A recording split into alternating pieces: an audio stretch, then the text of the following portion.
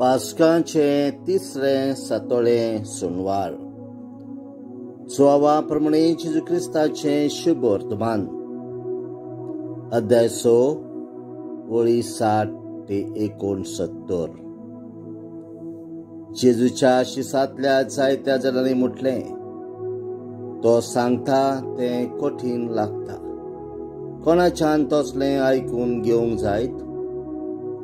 हाका लागून आपले शीस अशें गुणगुणतात म्हूण आपणाची जोस्तकी जाणा जावन जेजून तांकां म्हटले, हे मानून घेवंक तुमकां जोड लागता.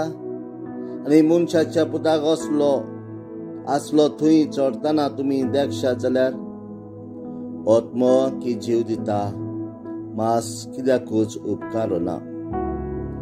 तुमकां हांवें सांगल्यात ती उतरां आत्मो आनी जिवीत. पूण तुमचे मदें विस्वास दवरिनात तसलीं कांय जाणां आसात.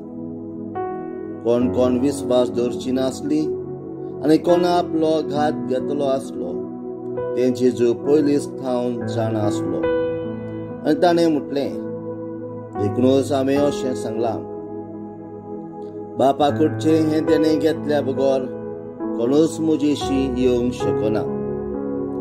ह्या उपरांत ताच्या शिसांतले जायते जाण फाटीं सरून गेले आनी ताच्या सांगात आनीक भोवना जाले. जेजून 12 जाणांक म्हटले, तुमी वचूंक सोदतात?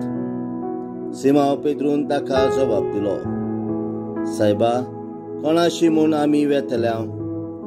तुजी उतरां सासणाच्या जिविताची आनी तूं देवान संस्कारलो म्हूण आमी सोद मानून घेतला आनी आमकां खात्री आसा.